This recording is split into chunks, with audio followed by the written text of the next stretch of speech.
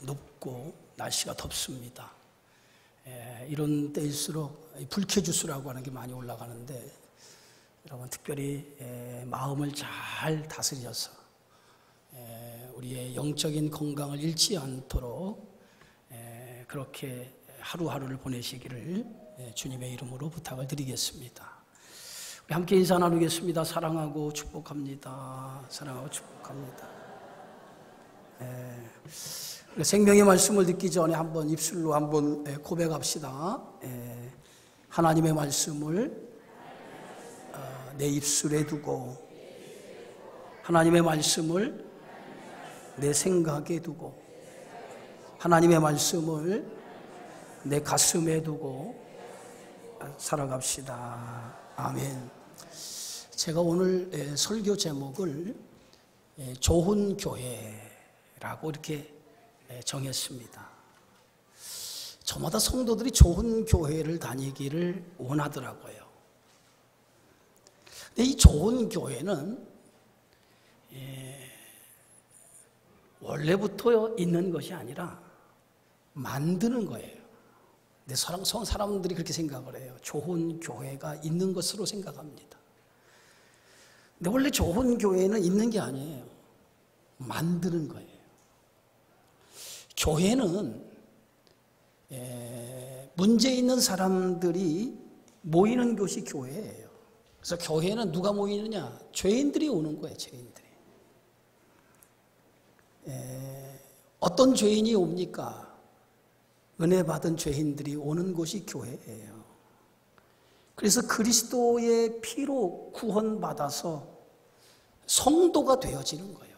그런 사람들이 모여서 하나님의 나라를 이루어가는 작은 공동체가 교회인 거예요.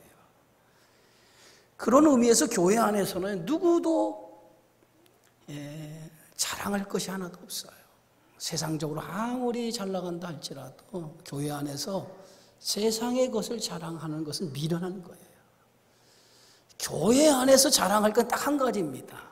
그리스도의 은혜, 십자가. 이것만 우리는 교회 안에서 자랑해야지, 세상의 것을 자랑하는 것은 참으로 어리석은 일이라고 할 수 있다고 하는 것입니다. 그래서 죄인인 우리 성도가 은혜를 받고 그리스도의 몸을 이루어가는 곳, 그것이 교회가 가져야 될 사명이에요.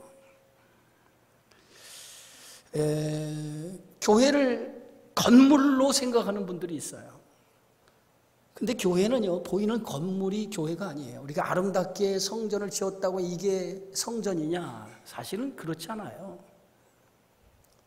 이 안에 그리스도를 믿는 사람들이 모인 곳이기 때문에 이것을 성전이라고 얘기하지, 여기 아름다운 교회의 모습을 졌다고 이 안에 들어오는 사람이 하나님을 믿지 않은 사람들이 이곳에 있으면 이건 성전이 아닌 거예요. 성전이라고 하는 것은 하나님이 계신 처소, 하나님이 임재가 있는 곳, 그게 하나님의 교회고 성전이라고 얘기하죠. 그래서 교회를 다른 말로 성전, 거룩한 전이라는 거죠. 하나님이 계신 곳, 하나님은 거룩하신 분이에요. 그래서 그 거룩하신 하나님이 머무시는 곳, 그게 성전인 거예요. 그래서 하나님이 계신 곳은 다 거룩한 곳, 성전이 되는 거예요. 우리 안에 하나님을 모시고 있다면 우리가 하나님의 성전인 거예요. 그래서 고린도전서 3장에 보면 너희는 너희가 하나님의 성전인 것과 하나님의 성령이 너희 안에 계시는 것을 알지 못하느냐라고 말하고 있습니다. 그래서 하나님은 거룩하신 분이에요. 그 거룩하신 분이 죄된 곳, 거룩하지 않는 곳에는 하나님이 거하지 않습니다. 그래도 베드로전서에도 그렇게 말하잖아요. 내가 거룩하니 너희도 거룩하라. 거룩해야만이 하나님이 우리 안에 거할 수 있다는 거예요. 우리가 예수님의 은혜로 죄 씻음을 받았어요. 그래서 하나님의 자녀가 되었습니다. 그러나 우리가 하나님의 자녀가 되었다고 해서 우리 안에 구원받기 이전에 그 옛 성품이 다 없어진 건 아니에요. 구원은 받았지만은 아직도 우리 안에는 예수 믿기 이전의 성품, 옛 죄성이라고 하는 것이 남아 있어서 어떤 때는 그 죄성이 우리 안에 나타날 때가 있어요. 그래서 우리가 거룩하지 못한 모습을 보일 때가 있어요. 그때는 하나님이 우리 안에 거하지 않아요. 항상 하나님은 우리가 거룩할 때, 그때 하나님 우리 안에 거하시는 거예요. 그럴 때 우리는 하나님의 성전이 되는 거예요. 그래서 성경에 보니까 너희가 어찌 하나님의 성전으로서 창기의 소굴로 만들 수 있느냐. 거룩한 성전을 유지해야지 하나님이 거하시는데 창기의 소굴로 만들면 하나님이 우리 안에 거하시지 못한다는 거예요. 그래서 에베소서 2장에 보면 사도 바울은 교회를 어떻게 비유했냐면 건물로 비유했어요. 그의 안에서 건물마다 서로 연결하여 주 안에 성전이 되어가고, 그래서 성전이 되어가고, 성전이 되었다라고 얘기하지 않죠. 성전이 되어가고 너희도 성령 안에서 하나님이 거하실 처소가 되기 위하여 그리스도 예수 안에서 함께 지어져 가느니라. 지어져 가는 과정에 있다는 거예요. 그래서 우리 모두는 하나님의 거룩한 처소가 되기 위해서 하나님의 성전으로 지어져 가야 돼요. 이것이 저와 여러분의 책임이에요.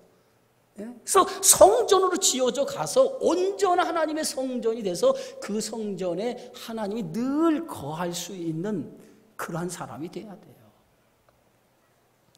교회는 우리가 이렇게 얘기합니다. 그리스도의 몸이라고 얘기합니다. 그리고 성도는 그 몸의 지체라고 얘기를 해요. 교회는 몸이고 그리고 성도는 교회의 지체예요. 그러면 몸에 붙어있는 지체는 떨어져서 생각할 수 없어요. 몸과 지체는 하나예요. 지체가 존재하는 의미는 몸을 위해서 존재하는 거예요. 그래서 로마서 12장에 보니까 몸에는 많은 지체가 있다 그렇게 말합니다.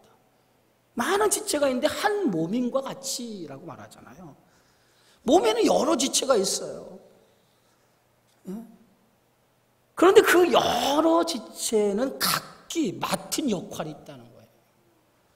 모든 지체가 하나의 역할을 하는 게 아니에요. 모든 지체가 하나의 역할만 하는 게 아니라 지체마다 맡은 역할이 다 달라요.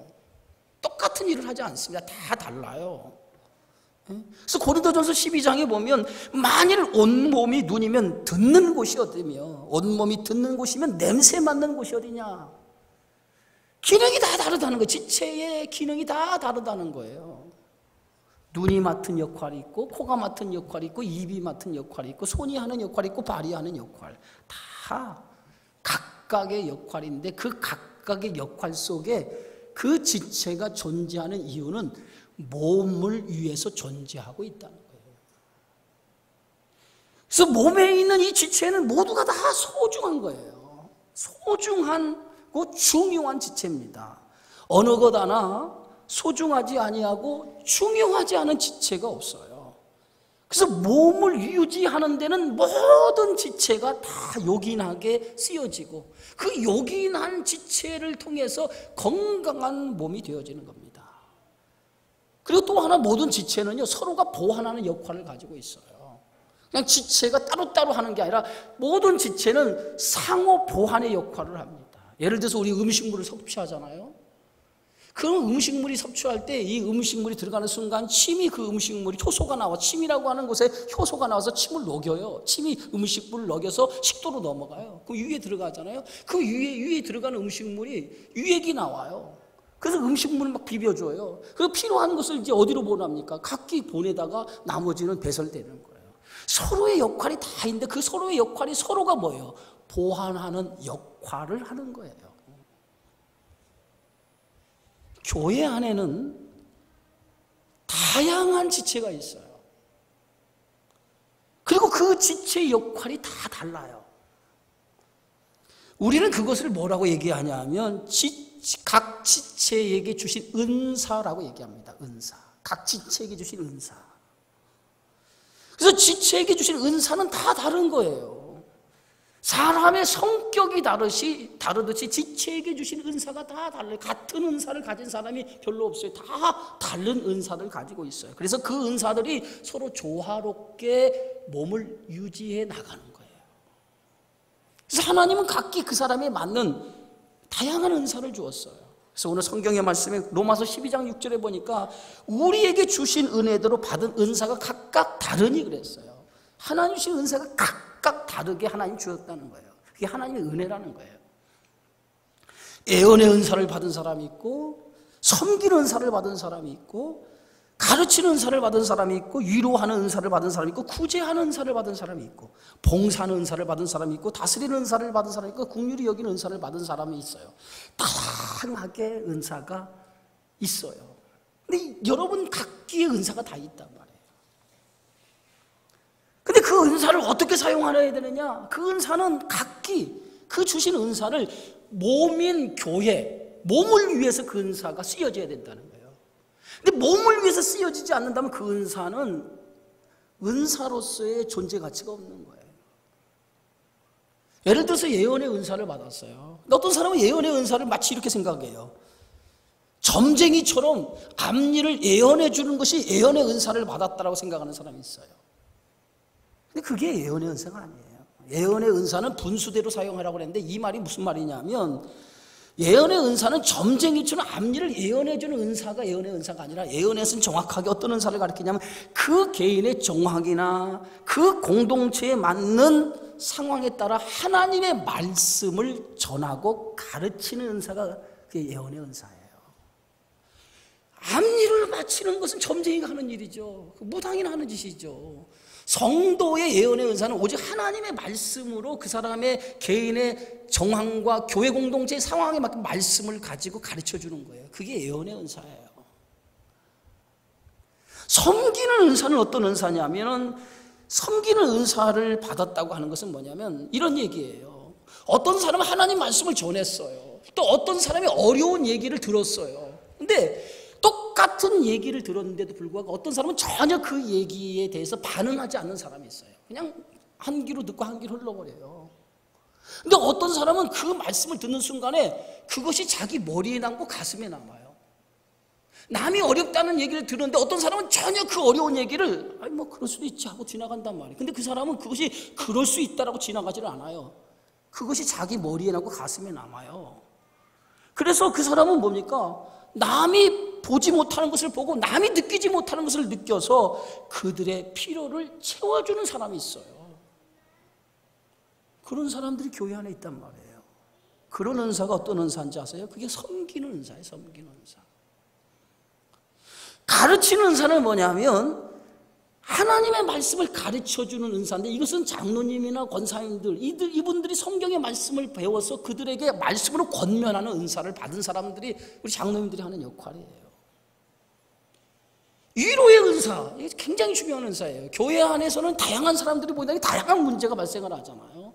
세상에 살아가면서도 우리가 세상 일에 참 여러 가지 문제가 많은데 그때마다 뭐냐면 우리에게 힘을 주고 용기를 주는 사람이 있어요. 근데 그런 은사를 가진 사람이 어떤 사람이냐면 위로의 은사를 가진 사람이에요. 따뜻한 마음을 갖는 사람. 사람도요, 어떤 사람은요, 사람이 막 주변에서 막 모여드는 사람이 있어요. 사람이 막 주변에 모여드는 사람이, 어떤 사람은 사람이 막 떠나가, 자기 주변에 사람이 막 떠나가는 사람이 있어요. 왜 그런지 아세요? 그 사람의 성격 때문에 모여들고 떠나는 거예요. 근데 사람이 막 모여드는 사람의 특징이 뭐냐면 따뜻한 마음을 가진 사람이에요. 이런 사람이 뭐냐면 위로의 은사를 받은 사람이에요. 그래서 어떤 힘들고 어려울 때 꼭 생각나는 사람이 있죠. 같은 친구들 가운데도 속 얘기를 별로 잘 못하는데 어떤 친구만 만나면 괜히 속 얘기를 하고 싶어. 왜 그런지 아세요? 그 사람만 가지고 있는 따뜻함이 있기 때문에 내 마음을 털어놓고 싶은 생각이 드는 거예요. 그런 사람이 있어요. 이런 사람은 어떤 사람이냐? 위로의 은사를 받은 사람이에요. 교회 안에는 말이에요, 다양한 은사 가운데 혹시 이런 은사를 받는, 위로의 은사를 받는 사람들이 많아야 돼요. 성경에 보면 바나바라고 하는 사람이 있어요. 근데 바나바는 본명이 아니에요. 별명이에요, 별명. 바나바라고 하는 이름은 별명입니다. 원래 바나바라고 하는 사람의 이름의 본명은 요셉이에요, 요셉. 근데 요셉이라고 우리가 불러지지 아니하고 바나바라고 불려지잖아요. 이 바나바라고 하는 사람의 이 바나바 뜻이 뭐냐면 위로의 아들이라고 하는 뜻을 가지고 있어요. 이 바나바는 굉장히 따뜻한 마음을 가진 사람이에요. 바나바가 없었다면 사도 바울이 존재할 수 없어요. 사도 바울이라고 하는 사람이 다메섹 도상에서 은혜 받고 다소라고 하는 고향에 있을 때에 그를 제일 먼저 찾아가서 그에게 손 내밀고 나와 같이 하나님의 일을 합시다라고 권면한 사람이 누구냐면 바나바였어요. 그래서 바나바의 따뜻한 마음을 그를 품어줬기 때문에 그가 하나님의 사도가 되어진 거예요. 그런데 이 바나바는 또 하나, 바나바와 이 사도 바울이 안디옥 교회 제1차 선교 여행을 안디옥 교회에서 출발하게 되어지는데, 그때에 이 바나바가 마가라고 하는 생질 조카를 추천을 해요. 자기 조카 마가를 함께 제1차 전도 여행을 떠납시다라고 추천을 합니다. 그러니까 바울이 좋다라고 같이 가자고. 근데 이 마가라고 하는 사람은 어떤 사람이냐면 굉장히 부유한 집안의 아들이에요. 한 번도 고생을 해보지 못했어요.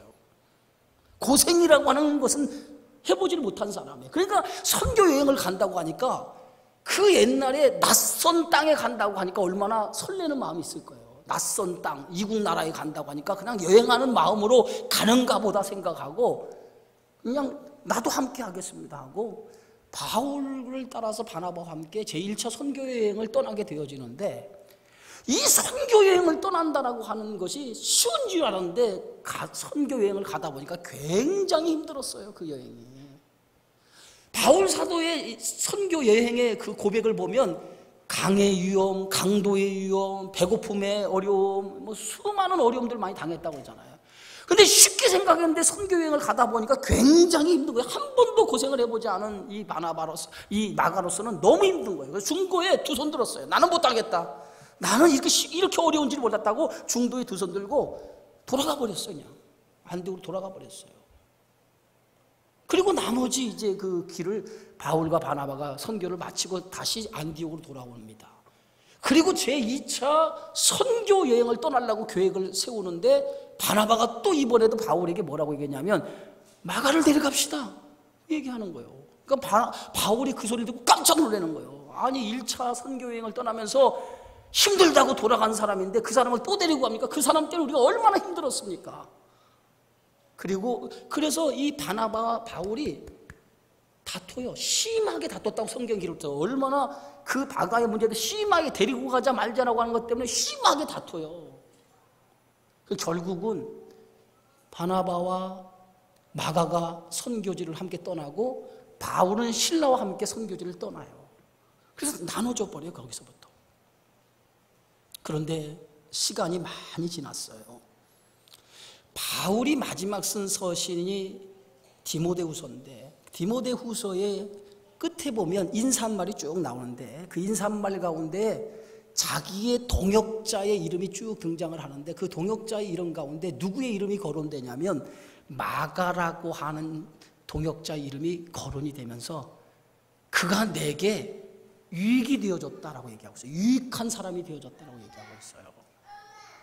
아니 한때 마가가 바울에게 선교여행을 통해서 같이 시작할 때 난 싫다라고 얘기했는데 어떻게 이 바울에게 유익한 사람이 되었느냐? 어떻게 유익한 사람이 되었느냐? 이것은 마가가 유익한 사람이 될 수 있었던 것은 바나바가 그를 유익한 사람으로 만든 거예요. 하나님의 일을 위해서 유익한 주의 일꾼으로 만든 거예요. 시간이 오래 걸리면서도 바나바는 늘 그를 믿어주고 참아주고 이해해주면서 그를 다독거려주면서 그를 따뜻하게 하나님의 사람으로 만들어져 갔기 때문에 나중에 마가 훌륭한 하나님의 일꾼이 되어진 거예요. 만약에 바나바가 없었다면 어떻게 됐을까? 마가라고 하는 바울이라고 하는 사람이 존재했을까? 교회 일이라고 하는 것은 이렇게 따뜻한 마음을 가진 위로하는 사람들이 있어야 돼요. 아주 차갑고 냉랭한 성격을 가진 사람도 있지만은 그러나 따뜻하게 품어주는 성격을 가진 성도가 많아야 그 교회는 좋은 교회가 되어질 수가 있는 거예요. 그런 성도가 되어지기를 주의 이름으로 축원합니다. 누가 잘못된 것을 행하면 그것을 막 비판하고 꼬집고 꼭 지적하는 사람이 있어요. 여러분, 교회는요, 아까도 얘기했잖아요. 교회는 완벽한 사람이 모인 것이 아니에요. 잘못을 막 지적하고 꼬집고 그러지 마세요, 제발. 교회는 그런 게 아니에요. 교회는요, 은혜가 존재하는 곳이지 세상 것처럼 잘하고 잘못된 이가 존재하는 곳이 아니에요. 은혜로 덮어주는 것이 교회예요. 그게 뭐냐면 교회가 가져야 될 가치란 말이에요. 또 하나, 이 구제하는 일은 성실함으로 하라고 그랬는데, 성실함이라고 하는 것은 순수한 마음으로 하라는 거예요. 순수한 마음. 구제를 하는데 순수함이 없으면 안 돼요. 오른손이 하는 거 왼손이 모를 줄 순수하게 해야지. 내가 뭘 해놓고 나서 나의 이름이 안 나왔다, 여러분 그런 생각하지 마세요. 그건 순수함이 아니에요. 어떤 계산적으로 하는 거지, 하나님의 일을 하면서 이런 거 다 빼버려야 돼요. 순수한 마음으로 남을 돕고 싶으면 돕고, 하나님의 일을 할 때 그런 마음으로 해야 돼요. 이게 은사예요, 은사. 모든 은사는 주신 목적인데, 그 주신 목적이 뭐니까 어떤 개인의 이익이나 영달을 위해서 주신 것이 아니라 이 공동체, 하나님의 몸된 교회의 유익을 위해서 은사가 준 거예요. 여러분의 은사는 그 공동체의 유익을 위해 사용해야 돼요. 그래서 오늘 고린도전서 12장에 은사는 여러 가지나 성령 같고 직분은 여러 가지나 주와 같으며 그랬어요. 그러면서 유익하게 하려 하심이라고 그랬어요. 유익하게, 교회를 유익하게 하는 일, 그게 은사를 주신 목적이에요. 그래서 하나님 주시는 은사를 유익하게 사용해야 돼요. 교회를 위해서. 하나님 주시는 은사를 잘못 사용한 사람도 있지만, 또 하나, 하나님 주신 각자에게 주시는 은사를 사용하지 않는 것도 죄예요. 은사를 줬어요, 나에게 하나님이. 여러분의 각각에 맞는 형편에 따라서 하나님 주신 은사가 있는데 그것을 사용하지 않는 사람이 있어요. 어떤 성도는 교회를 다니면서 하나도 주의 일을 하지 않아요. 나는 교회 일 관여하는 것도 싫고, 교회에 뭐 여러 가지 입에 구설수 오르는 것도 싫고, 나는 아무것도 그냥 얌전히 교회 왔다가 그냥 교회 왔다가 예배만 드리고 갈 거야. 건강한 신앙 같죠? 건강한 신앙 아니에요.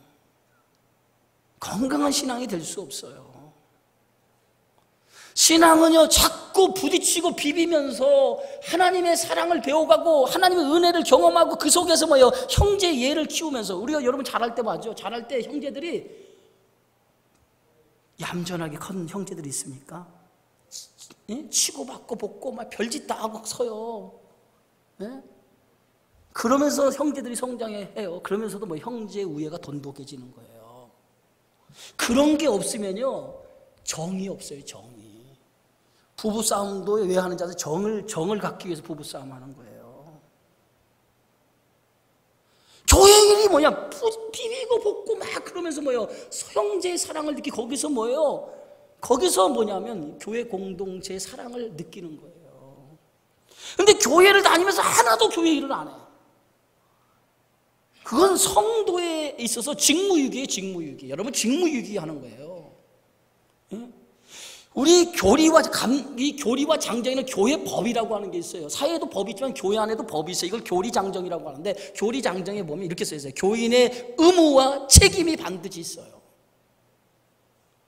교인의 의무가 있고 책임이 있어요. 그 의무와 책임이 안 하면 그건 교인의 반열이 돼서 교인의 자격이 없는 거예요. 성도에게 마땅히 자신에게 주어진 역할이 있는데 그 역할을 하나도 안 한다? 어떻게 그런 성도를 교인이라고 얘기합니까? 성도라고 얘기합니까? 성도가 자기에게 주어진 책임을 감당하지 않으면, 예를 들어서 10사람이 있어요. 10명의 성도가 있는데 여기서 2사람이 자기 책임을 안 하면 8사람이 2사람의 몫을 져야 돼요. 10사람이 있는데 5사람이 자기 책임을 하면 5사람이 이 책임을 다 지어야 돼요. 그러면 10사람이 지어야 될 거 5사람이 지면은 이 5사람이 얼마나 힘들어요. 과부하 걸리잖아요. 그래서 성경에 뭐라고 써있는지 갈라디아 6장 2절에 보니까 너희가 짐을 서로 지라. 짐을 서로 나누어 줄 줄 알아야지. 응? 내가 신앙이 어리면 어린 것만큼의 분량을 지고, 신앙이 성숙함만큼의 분량을 지면 돼요. 근데 하나도 짐을 지지 아니하면은 이건 성도가 아니라니까. 아름다운 좋은 교회를 다니고 싶은데 좋은 교회를 만들지 못하는 거예요. 누가? 그 성도가 만들지 못하는 거예요. 교회의 큰 정신은 잘했니 못했니가 아니에요. 제가 지난 시간에 얘기했잖아요. 세상은 결과를 중요시한다. 그러나 교회는 결과를 중요시하는 게 아니라 과정을 중요시한다고 그랬어요. 이게 교회가 갖는 가치라고 그랬어요. 그래서 교회의 정신은 항상 뭐냐면 함께 하는 거예요. 함께 하는 거예요. 함께. 작은 일이든 큰 일이든 함께 동참하는 데 의미가 있는 거지, 내가 잘하니 못하니, 잘하는 사람만 여러분 일 시킨다면 전문가 부르죠. 전문가. 돈 주고 전문가 부르죠. 청소 잘하는 사람 부르면 전문가 용역 주죠. 용역. 그러나 그게 아니에요. 어떤 사람은 그래요. 목사님, 교회가 더 크니까 청소하기 힘드니까 용역 좀 불러서 돈 주고 좀 시키라고. 물론 맞는 얘기예요. 그러나 부족하고 모자라고 시간 없어도 청소를 하면서 하나님의 몸된 교회를 지체로서 봉사함을 통해서 내가 뭘 배우냐? 그리스도의 사랑을 배우고, 그곳에서 그런 자그마한 청소를 통해서 내가 하나님의 은혜를 깨닫는 거예요. 굉장히 중요한 가치가 여기 있는데 이 가치는 생각하지 않냐고 편하게만 생각해요. 돈 주면 된다. 물론 돼요. 그러나 봉사를 통해서 얻어진 유익이 훨씬 큰 유익이 있다라고 하는 것을 여러분 깨닫기를 주의 이름으로 축원합니다. 교회의 존재 목적은 하나님의 나라를 확장하는 것인데, 그 일을 위해서 교회가 세워진 것인데, 하나님 나라를 확장하기 위해서 제일 좋은 것이 뭐냐? 먼저 이 교회에서, 하나님의 몸된 교회, 이 교회에서 하나님의 나라를 우리가 경험해야 돼요. 어떻게 하나님의 나라를 우리가 여기서 경험하지 않고 교회 밖에서 하나님의 나라를 확장하겠습니까? 우리가 먼저 하나님의 나라를 이 교회에서 경험하지 못하고 어떻게 밖에서 하나님의 나라를 경험하려고 그래요?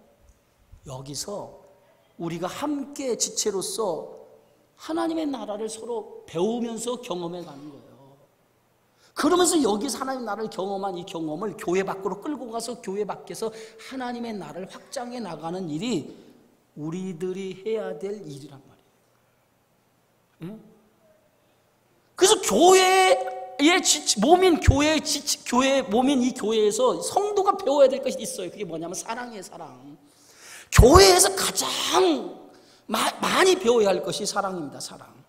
그래서 그 사랑을 배워서 교회 밖에 실천을 해야 돼요. 그래서 오늘 로마서 12장 9절에 보니까 사랑에는 거짓이 없나니 악을 미워하고 선에 속하라 그랬어요. 사랑에 거짓이 없다는 얘기는 사랑에도 거짓이 있다는 거예요. 거짓된 사랑이 있다는 거예요. 위선된 사랑이 있다는 거예요. 가면 쓴 사랑이 있다는 거예요. 사랑이 있다라고 해서 그게 진짜냐? 거짓된 사랑이 있다는 거예요. 겉과 속이 다른 사랑. 우리가 배워야 할 사랑은 교회 공동체 안에서 지체로서 거짓된 사랑이 아니라 참된 하나님의 사랑을 이곳에서 배워야 된다는 거예요. 그 사랑이 어디입니까? 그리스도의 십자가 사랑을 여기에서 배우는 거예요. 그래서 빌립보서 2장에 너희 안에 이 마음을 품으라. 곧 그리스도 예수의 마음. 그는 근본 하나님의 본체신 하나님과 동등됨을 취할 것을 여기지 아니하고 사람의 모양으로 나타나서 자기를 낮춰 죽기까지 복종하셨으니 곧 십자가의 죽으심이라 라고 말하고 있어요. 십자가의 죽기까지 우리 사랑하셨는데 그 사랑의 마음을 우리가 배워야 된다는 거예요. 어디서 배워요? 사랑도 배워야 되는 거예요. 배워야 그 사랑을 실천할 수 있는 거예요. 여러분, 사랑을 못 배우면 사랑을 줄 수가 없어요. 사랑을 받지 못한 아이가 사랑을 준다? 천만에 맞아요. 여러분, 청소년 가운데 문제 있는 아이들의 80% 이상이 뭐냐면 사랑받지 못하고 자란 아이가 문제가 되는 거예요. 이게 통계적으로 나와 있어요. 사랑을 못 받았는데 어떻게 사랑을 줍니까? 교회 안에서도 그리스도의 사랑을 배우지 못했는데 어떻게 사랑할 수 있어요? 그래서 교회는 사랑을 배우는 거예요. 십자가 사랑을 배워 그것을 실천하는 장소가 교회예요. 그래서 교회가 아름다운 좋은 교회가 되기 위해서는 사랑을 여러분 배워야 돼요. 응? 그래서 성도는 그리스도의 사랑을 배우는데 그리스도의 사랑이 뭐냐? 희생의 사랑이에요. 희생. 남을 나보다 낮게 여기는 희생의 사랑이 교회 안에서 배워야 돼요. 세상 사람들이 교회에 다니는 사람들 뭐라고 얘기하냐? 이기적인 사람이라고 얘기해요. 이기적인 사람. 아주 이기적인 사람이라고 해요. 응? 자기밖에 모른다는 거예요. 자기밖에 모른다. 예? 이게 어떻게 그리스도인입니까? 그리스도인은 희생의 사랑을 가진, 남을 나보다 낫게 여기는 섬김의 희생의 모습이 우리 그리스도인들에게 가져야 되는데, 그것이 교회 안에서 훈련되지 못하고 그것이 교회 안에서 배우지 못하니까 이 희생의 사랑을 교회 밖에 끌고 못 나가서 사람들을 섬기는 사랑이 없는 거예요. 그러니까 세상 사람들이 뭐야? 교회를 향해서 자기밖에 모르는 사람이라고 얘기하잖아요. 사랑은요, 주는 거예요. 알죠? 주는 거예요. 주지 않고 받는 건 사랑이 아니에요. 사랑을 하면, 사랑을 해보셨나요? 대답이 없으시니까 여러분 사랑을 못 하셔갖고. 사랑을 하면요, 자꾸 주고 싶어요. 그게 사랑이에요. 사랑을 하면 자꾸 주고 싶은 거예요. 그 성경은 뭐라고 했냐면 로마서 12장 이렇게 말합니다. 성도들의 쓸 것을 공급하며 손 대접하기를 힘쓰라. 이렇게 말하잖아요. 사랑하면요, 아까운 게 없는 거예요. 아까운 게. 여러분, 사랑하는 대상에 아까운 마음이 들면 사랑하는 게 아니에요. 왜 아까운 마음이 들어요? 사랑하면 다 주고 싶어요. 아멘 안 하는 거 보니까 여러분 사랑을 못 해봐서 모르는 거야. 부모가 자식을 위해서 희생하는 것을 아깝다고 생각하는 부모가 있으면 부모가 아니잖아. 자녀를 위해서 다 해줘도 부모는 뭐예요? 부족하다고 느껴.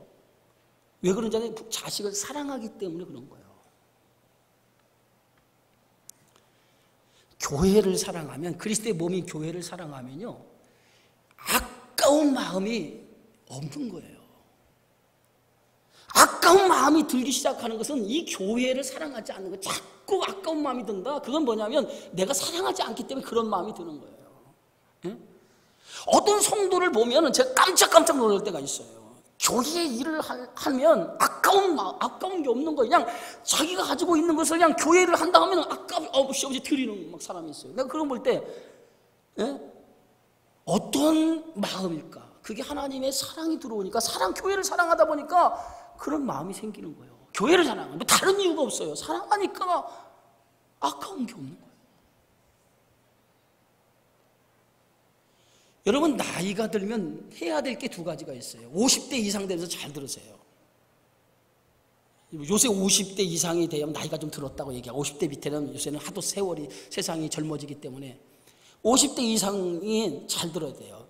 50대 이상 나이가 드는 사람은 두 가지를 잘해야 돼요. 첫째는 입을 닫아야 돼요. 입을. 될 수 있으면 말을 적게 해야 돼요. 두 번째는 말은 적게 하고 지갑은 열어놔야 돼. 이게 50대 이상의 성도가 가져야 될 자세예요. 근데 어떤 사람은 말만 막 해. 근데 지갑은 닫아놔. 여러분, 이건, 저는 제 나이가 이제 60대에 가까이 되잖아요. 제가 이제 교회 교육자 위치를 보면 상당히 높은 위치에 있어요, 제가요. 어디 가면요, 후배들이 당연히 내가 돈 써야 되는 걸 알고 있어요. 저도 그렇게 생각해요. 그래서 어디 가면 제가 먼저 지갑을 열어요. 누가 얘기하기 전에. 그리고 감사하게 생각해. 나하고 놀아주는 것을 감사하게 생각해. 젊은 사람이 나이 먹은 사람 놀아주는 거 얼마나 감사한 일이에요. 우리 장로님들을 보니까, 우리 장로님들은 늘 지갑을 열고 다니시더라고. 그냥 목사님, 뭐 누구 목사님 대접하세요. 어떤 성도는 지겹게 지갑을 안 열어. 여러분, 바뀌어야 돼. 나이가 들고 내가 어느 정도 유치가 되면 젊은 사람들에게 대접할 줄 알아야 돼. 대접할 줄 아는 게 그게 진짜 성도예요. 예? 그래서 나이가 들면 입은 닫고 대발 말만 하면, 나이가 많으면 잔소리가 많잖아. 젊은 사람 싫어해요. 입은 닫고 지갑 열어서 자꾸 대접해줘. 그러면 좋아해. 아멘 안 하시네. 교회가 가져야 할 가치가 있어요. 그 가치는 사랑입니다. 사랑의 교회가 없으면 그건 교회가 아니에요. 여러분 오면은 우리 교회 사랑이 없다라고 얘기하는 사람은 교회에 가져야 될 가치가 이 교회는 없다는 거예요. 어떤 성도가 잘하는 얘기입니다. 지옥에 갔던 지옥에 있는 사람들이 먹을 거 잔뜩 있다는 거예요. 지옥에 갔던. 근데 사람들이 모습을 보니까 다 말라 있더라고요. 삐싹 말라 있다는 거야. 그래서 왜 그런가 원인을 이렇게 보니까 음식이 질비하겠는데 음식을 먹지 못해서 말라 있더라는 거예요. 왜 음식을 먹지 못하지 하고 보니까 젓가락이 긴 젓가락인데 그 젓가락을 가지고 자기가 먹으려고 막 하다 보니까 입에 들어가는 게 하나도 없더라는 거예요. 그 천국에 갔대요. 천국에 갔더니 사람들이 다 살이 찌고 윤기가 잘잘잘 흐르더래요. 왜 그런가 했더니 서로 그 음식을 먹여주더래요. 너 먹으시오. 당신 먹으시오. 서로가 먹여주다 보니까 살이 잘잘잘잘 찌더라. 무슨 차이입니까? 사랑이 있느냐 없느냐의 차이예요. 응? 오늘 로마서 12장이 뭐냐? 형제를 사랑하고 서로 우애하고 존경하기를 서로 먼저 하라. 사랑이 있는 교회가 좋은 교회예요. 제가 아는 선배 목사님이 저 동탄에서 목회를 하는데 그 교회의 표어가 뭔지 아십니까? 인사만 잘해도 먹고 산다야. 표어가 기가 막히잖아요. 인사만 잘해도 먹고 산다야. 근데 제가 가만히 저 표어를 생각해 봤어요. 인사를 잘한다고 하는 건 그 사람에 대한 관심이에요. 여러분 교회 들어와서 얼마나 사람들하고 인사합니까? 그냥 나 혼자 예배 와서 그냥 휙진하고 가. 어떤 사람은 죽도도 하기 전에 도망가 버려요. 여러분 적어도 교회 왔으면 5사람 이상 손잡고 가요. 별일 없으셨습니까? 잘 지내셨습니까? 네? 어려움은 없었습니까? 그런데 이렇게 말 한마디 내뱉는 것이 아무것도 아닌 것 같은데 한 주간을 굉장히 세상에서 힘들게 살아왔던 사람은 교회 왔는데 어떤 사람이 말 한마디 별일 없었어요. 힘든 것은 없었어요. 근데 그 한마디가 그 사람의 마음에 위로가 되는 거예요. 그래서 그 말 한마디에 눈물이 쏟아지면서 그 말에 모든 아픔이 씻어져 내려가는 성도도 있단 말이에요.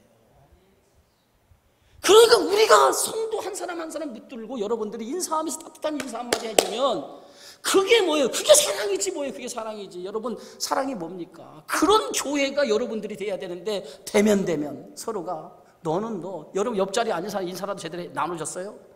앉으면서 제가 여러분 옆자리에 앉으면서 손 한번 잡고 아유 내 앞 앉으셨어요? 별일 없으셨는데 인사라도 가깝게 지내셨냐고 옆 사람하고 누가 왔는지 한번 체크해보고 아유 그러지 말란 말이에요.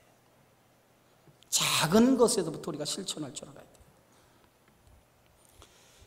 예? 사랑하는 자들아 우리가 서로 사랑하자. 사랑은 하나님께 속한 것이니 사랑하는 자마다 하나님으로부터 나서 하나님을 알고 사랑이 없다면 하나님을 모른다는 거예요. 예? 형제 보이지 않는 하나님을 사랑하면서 보이는 형제를 사랑하지 않는 사람은 어찌 하나님을 믿는 자라고 얘기할 수 있느냐? 요한일서에 얘기하잖아요. 예? 사랑하세요. 사랑이 큰 거라고 생각하지 마시고 교회에 와서는요 사랑하세요. 안아주고 이해하고 사랑하세요. 그래서 고린도전서 13장에 보면 사랑에 대한 정의를 정확하게 말해요. 사랑은 오래 참고 사랑은 온유하며 시기하지 아니하고 사랑은 자랑하지 아니하며 교만하지 아니하며 물에 행하지 아니하고 자기의 유익을 구하지 아니하며 성내지 아니하며 악한 것을 생각하지 아니하며 불의를 기뻐하지 아니하며 진리와 함께 기뻐하고 모든 것을 참으며 모든 것을 믿으며 모든 것을 바라며 모든 것을 견디느니라. 사랑에 대한 정의를 정확하게 얘기하잖아요. 좋은 교회는 어떤 교회예요? 사랑이 있는 교회. 여러분 사랑이 있는 교회라고 얘기하잖아요. 사랑이 있어요. 여러분의 말 한마디가 그 성도의 위로를 받고 그 사람의 삶에 변화가 이루어질 수 있다는 거예요. 그게 사랑이라는 거예요. 주님의 교회를 통해서 여러분 예수님의 사랑을 배우시기를 주의 이름으로 축원합니다. 그 사랑을 배우셔서 아름다운 몸된 교회에 배우신 이 사랑을 통해서 교회에 맡겨 나가서 섬기는 사랑으로 실천해 나가시기를 주의 이름으로 축원합니다. 교회가 좋은 교회를 되기를 원한다고 하면서 여러분들이 사랑을 실천하지 않는데 어떻게 좋은 교회가 되냔 말이에요. 목사님 문제입니다. 성도들 문제입니다. 문제는 누가 문제가 아니에요. 내가 문제예요. 좋은 교회는 또 어떤 겁니까? 섬기는 사람이 많은 교회가 좋은 교회예요. 그래서 오늘 성경에 부지런하여 게으르지 말고 열심히 품고 주를 섬기라. 섬기는 사람이 많아야 돼. 섬겨야 돼. 여러분 교회 와서요 섬겨야 돼. 자꾸 대접받으려고 하지만 나이가 드셨어도 자꾸 대접만 받으려고 하면 신앙생활 20년 30년 됐는데 교회 와서 자꾸 대접만 받으려고 하는 사람이 있어요. 그러지 마세요. 교회 와서 왜 대접을 받으려고 그래요? 교회 와서 대접 받으려고 하지 말고 대접해줘요. 대접해주라. 응? 신앙생활 30, 내가 신앙생활 5년 되면 어린 사람이야. 그래서 나이로 생각하지만 교회에 다 온 지 얼마 안 돼서 어린 신앙이야. 그 사람은 자꾸 대접해줘. 그러나 내가 교회에 다닌 지 10년 이상 됐으면 10년이면 강산이 변하잖아요. 그럼 10년 이상 된 사람은 대접받으려고 하면 안 돼. 대접해줘야 돼. 교회 와서 대접해주세요. 그리고 나이 드신 분 있잖아. 나이 드신 분, 어르신 분 한 끼라도 식사 대접을 해줘 좀. 그게 여러분들이 해야 될 일이에요. 여러분 부모 없으십니까? 부모를 섬기듯이 우리 어르신들을 잘 섬겨야 되죠. 잘 섬겨야 돼요. 그게 뭐냐면 섬기는 거예요. 섬기는 거. 그런 섬김이 있을 때 교회가 아름다워지는 거예요. 요즘 얼마나 덥습니까? 복날이 지났는데 복날이 초복 지나고 중복이 이제 내일인가 그렇다고 그러죠. 나이 드신 분 한번 삼계탕이라도 대접해 보세요. 아멘 안 하시네. 아멘 하신 분만 복 받으시기를 축원합니다. 내 어머니, 내 아버지 대접하는 마음으로 그렇게 좀 대접 좀 해봐요.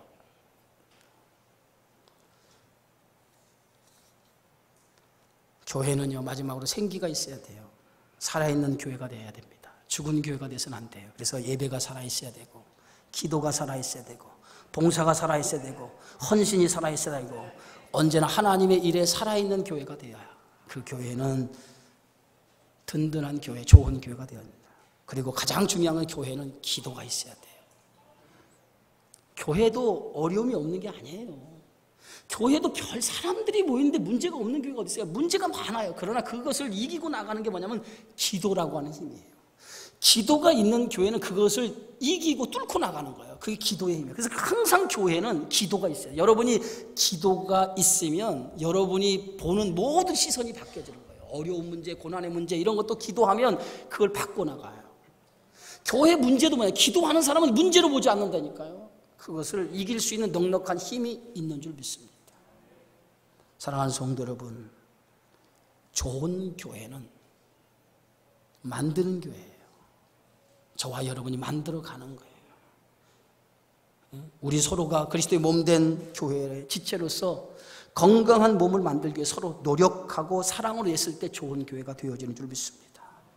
여러분 한 사람 한 사람이 교회 몸된 교회의 지체라고 하는 것을 명심하고 지체된 사명을 감당하시고 좋은 교회로 만들기 위해서 최선을 다해가는 저와 여러분의 삶이 되어지기를 주의 이름으로 축원합니다. 거룩하시고 자비하신 하나님 아버지 은혜를 감사합니다. 좋은 교회, 만드는 교회인 줄 믿습니다. 하나님의 사랑으로 만들어져 가고 섬김과 봉사로 만들어졌고 지체된 사명을 감당함으로 만들어져 가는 교회가 좋은 교회가 되어진 줄 믿습니다. 대접받기보다는 대접하려고 하고 섬김을 받기보다는 섬기려고 하고 주는 교회가 되어지는 성도들이 되어져서 사랑이 넘치는 교회로 만들어가는 저희 모두가 되어